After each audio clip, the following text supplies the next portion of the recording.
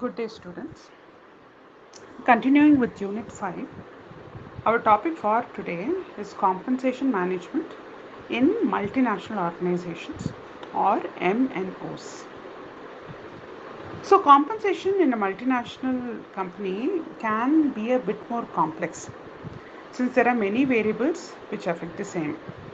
And especially a multinational is an organization which has branches which operate across multiple countries.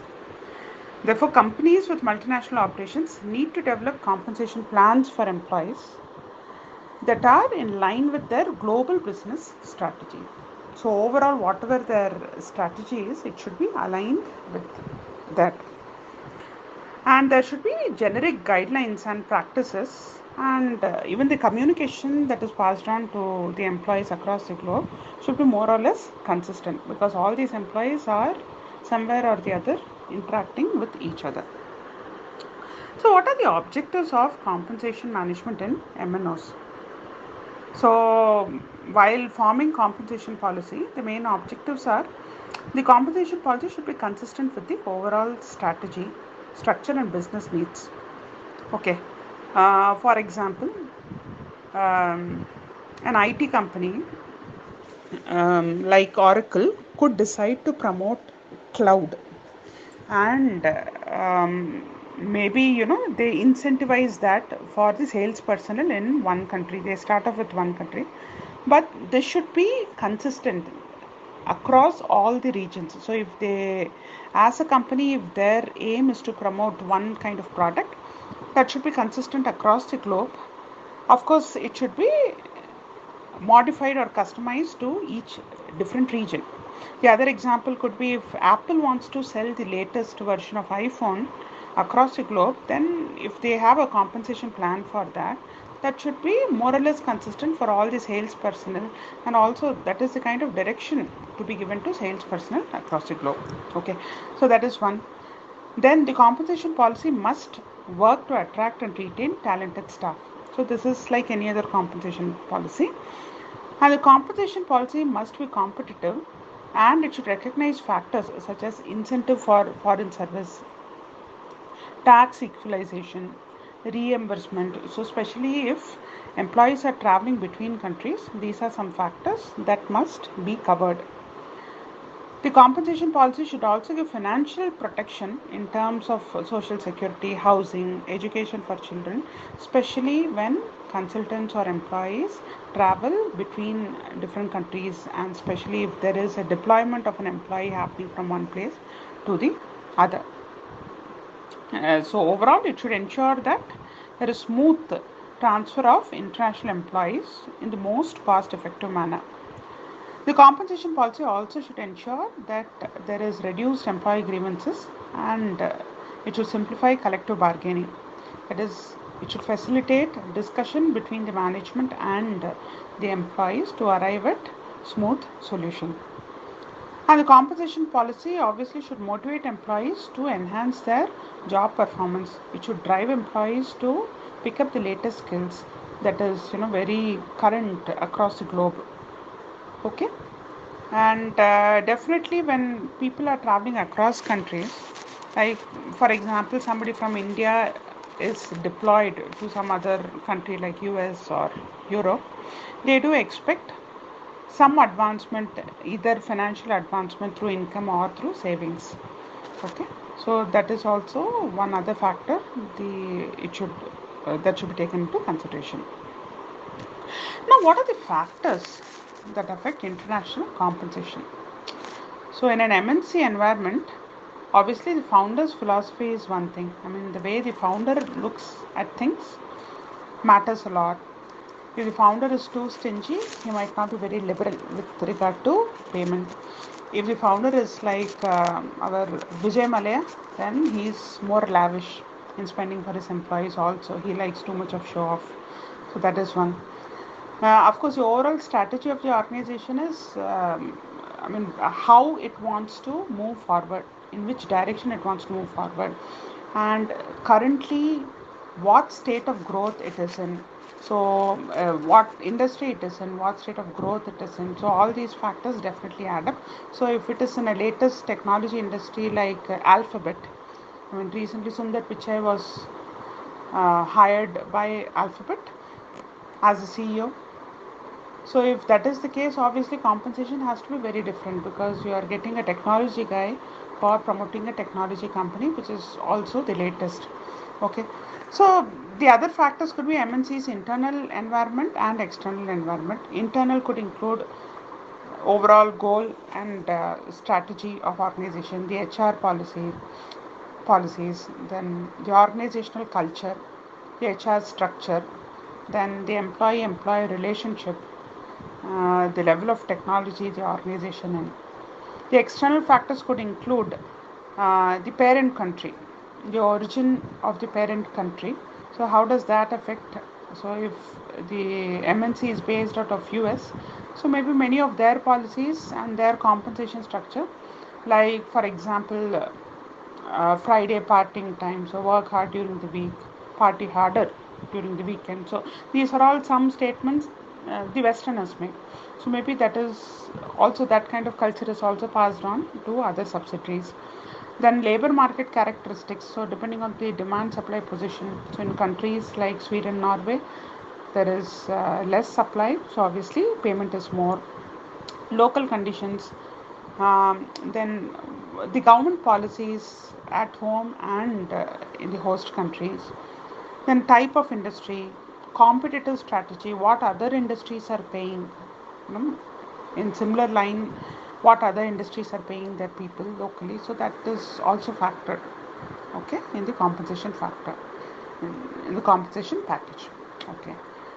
Moving on, let's try to understand the components of international compensation.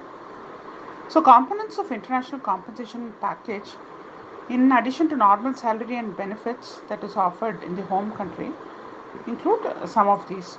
The first and foremost is obviously the base salary. So, let's imagine a person who is deployed from India to some other country.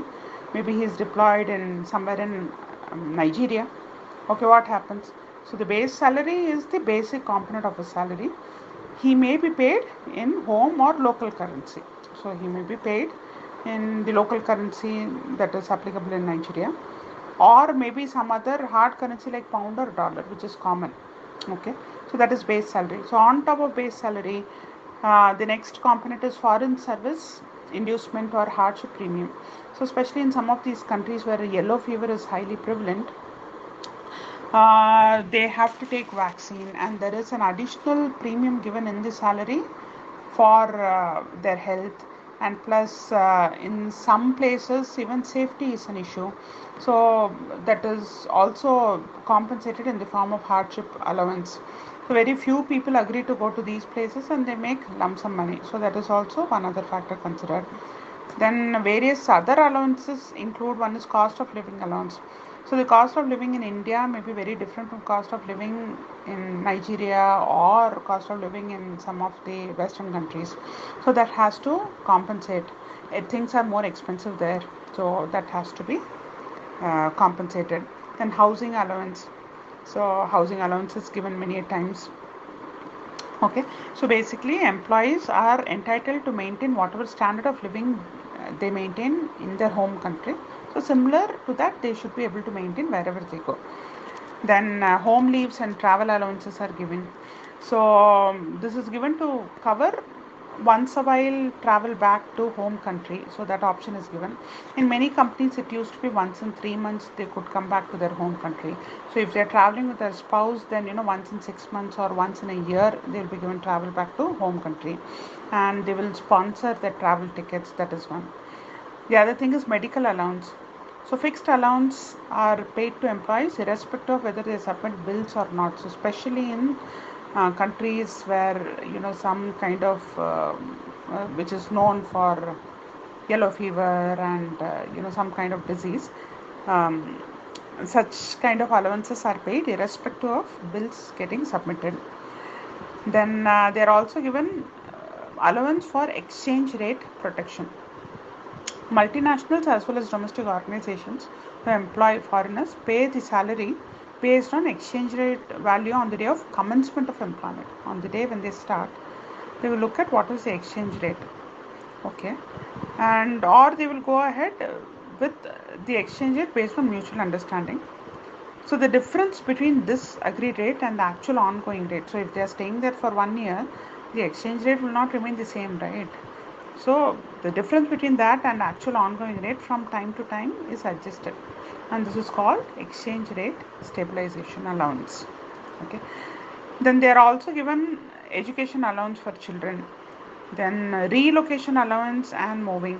So if they are completely packing and shifting to the other country, bag and baggage, then they are given relocation allowance, temporary living expenses initially if they are put up in a hotel, and movers, packers and movers charges. Then payments are also given for tax equalization. So many international compensation plans attempt to protect the employee from negative tax consequences by using a tax equalization plan. Under this, the company adjusts a employee's base income so that he will not be burdened to pay more tax than what he would have normally paid if he was staying in the home country. So to that extent, he will be compensated so that he is not paying more tax than what he would have normally paid. He is not getting a hit in his income. Okay. Then spouse assistance. So many a times, in most of the cases, spouse travel and spouse settlement charges are also given, and some allowance is also given in order to so that employees take up foreign assignments. Okay. So now, what are the approaches to compensation management at international level? See, for MNCs, for fixing compensation, obviously different companies will have different priorities, and it also depends on the industry. However, there are two general approaches followed. One is the going rate approach, the other one is the balance sheet approach. So, in the going rate approach, salary has been fixed based on local market rates. So, the local market rates are decided based on local market rate in the country, host country. It is decided based on survey conducted in comparing compensation of local nationals and other foreigners who are settled there. Okay. So based on the survey, there are many independent organizations which also carry out such survey and submit a report on the country's going rate for that industry. So based on this, the base pay and benefits are offered. So what are the advantages? So compensation is paid with equality or at par with local nationals, and they are also able to maintain a certain standard of living as at par with other locals there, and this is easy to calculate, and this is also decided based on the host country. Okay, but what are the disadvantages? Now, variation in compensation does exist between assignments for the same employee. So like when he travels across different countries, he is compensated differently. So that is one issue. And even for foreigners of the same nationality, there is variation depending on where they are working. So it is not consistent. Many times when two people are sent for foreign assignments, and then one says he is making so much money, the other one says he is making much less. So this unnecessarily leads to unwanted discussion and problems. Okay, so these are some minor disadvantages. However, this is a very helpful method, and companies do factor in the inputs that they derive out of this method.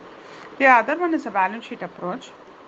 So this aims to develop a salary structure that equalizes purchasing power across countries, so that expatriates have the same standard of living in their foreign assignment as they had at home.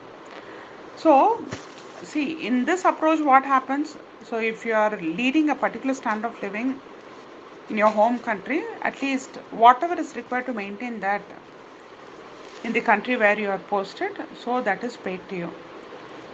Okay, so but in going rate, what happens is whatever the local person in the industry, whatever kind of normal standard of living he's maintaining, the person who travels has to adjust to that. Okay, which is not very good actually. So the balance sheet approach that way is little more sensible because it matches the purchasing power and it kind of helps you maintain the same standard of living wherever you go. Now there are three common methods of implementing balance sheet compensation plan. One is home based plan. So it sets compensation based on salary of comparable job in his or her home country. Okay.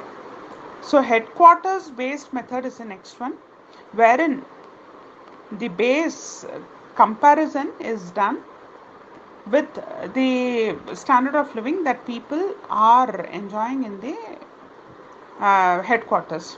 So if the MNC is based out of US, so whatever standard of living they are enjoying, so that is taken as the standard, and accordingly they will help employees maintain that standard. In the previous method, home based method, it is like in the current country of operation, they will try to identify the standard and ensure that employees have maintained that standard wherever they go. Then there is also the other thing, which is the host based method, where the prevailing pay scales of locals in the foreign country, that is taken as the basis, and the employees are assured that they will be able to maintain that standard of living. So in a way this is okay, but it depends on you know the headquarters of the multinational, or where which kind of option they decide to go with. So because the company also has to balance out between costs and ensuring comfort for the employees. So the biggest advantage of this method is that it brings about parity between assignments. So wherever these employees go, at least they know this is the minimum standard that they will be assured of. And this also facilitates expatriate re-entry, and this is easy to communicate to employees. Okay, but the disadvantages is this can result in great disparity between expatriates of different nationalities and between locals and people from other nationals, obviously.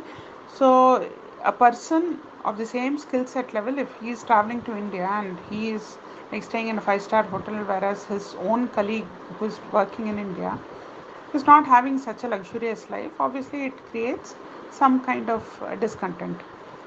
And the other thing is this is little complex to administer, it is not very straight. Okay, so with this we cover this topic on compensation management in multinational organization, and hence we are done with unit 5. Now I'll start off with unit 4. So the next two lectures will focus on unit 4. And students, please remember, you might have a full-fledged exam for your finals. So I'll come back with the details shortly. So please do keep going through the notes and keep studying. Thank you so much.